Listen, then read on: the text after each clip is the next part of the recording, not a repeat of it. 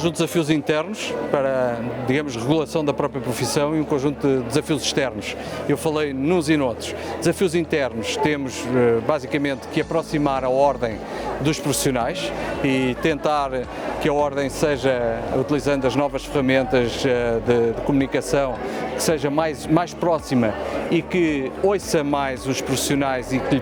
lhes possa ser mais útil. Há um outro desafio importante e que eu também falei, que tem a ver com a implementação da carreira farmacêutica. Portanto, a carreira foi criada, mas é fundamental agora que ela verdadeiramente funcione, porque de outra maneira torna-se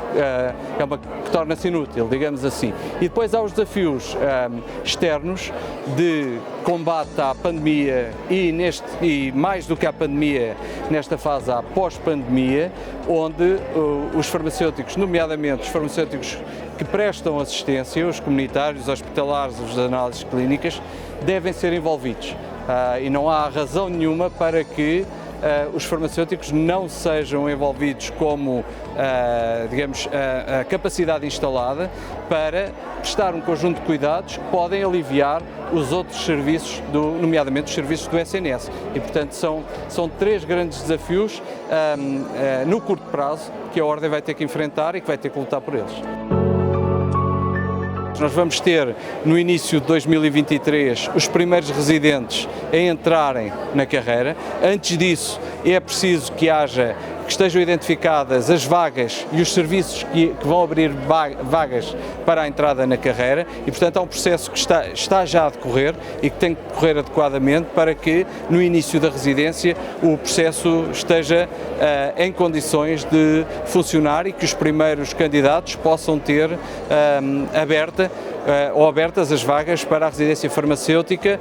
pelo país todo e nas três especialidades. Há um outro aspecto importante que tem a ver também com a carreira, que agora já não é com a entrada na carreira, mas a implementação da própria carreira e as condições que têm que ser criadas para que quem já está na carreira possa progredir nessa carreira e desenvolver-se profissionalmente na carreira. Portanto, são medidas urgentes de curtíssimo prazo. Será uma das prioridades a discutir com a tutela. Nada disto pode ser feito sem a decisão da tutela e, portanto, é uma das primeiras prioridades a discutir com a tutela, para além de outras que vão digamos, no dossiê de despacho, mas a implementação correta das carreiras no SNS é importante. Depois há também, a mais médio prazo, a necessidade de implementar estas carreiras também no privado. E aí tem que haver uma discussão, já não com o SNS, mas uma discussão com a Associação da Hospitalização Privada, no sentido dos farmacêuticos que prestam serviço, nomeadamente nos hospitais privados, possam ter o mesmo tipo de carreira e o mesmo tipo de progressão, para que depois se possam cruzar e, portanto, profissionais do privado possam exercer no público sem ter que iniciar pela base da carreira e profissionais do público possam concorrer ao privado sem ter que iniciar pela base da carreira. Mas este é um outro aspecto que tem que ser também trabalhado, discutido, mas já com outras entidades que não o SNS. A pandemia criou uma outra pandemia, que é uma pandemia mais complexa,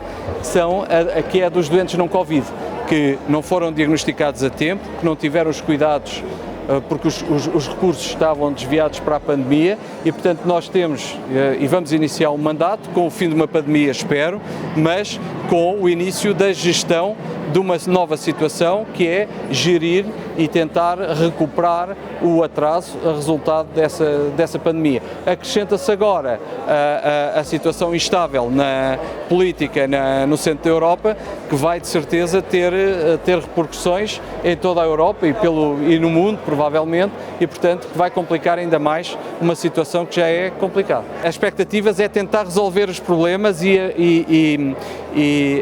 organizar e estimular a profissão a que se envolva na resolução dos problemas. Não basta uma parte, é preciso também que não aconteça como aconteceu em algumas fases da pandemia, que é numa primeira fase recusar o envolvimento dos farmacêuticos e a seguir ter que pedir o envolvimento desses farmacêuticos de uma forma pouco estruturada, porque não estava preparada. É fundamental que se prepare esse envolvimento dos farmacêuticos e que se identifiquem as áreas que devem ser envolvidas, porque eu digo e repito, se já todos éramos poucos para gerir o pós-pandemia, vamos ser ainda mais todos mais necessários para gerir uma situação em que provavelmente vão haver problemas económicos, resultado de uma guerra na própria Europa, e provavelmente até a escassez de alguns produtos que podem levar a uma mais difícil gestão da acessibilidade, nomeadamente aos medicamentos.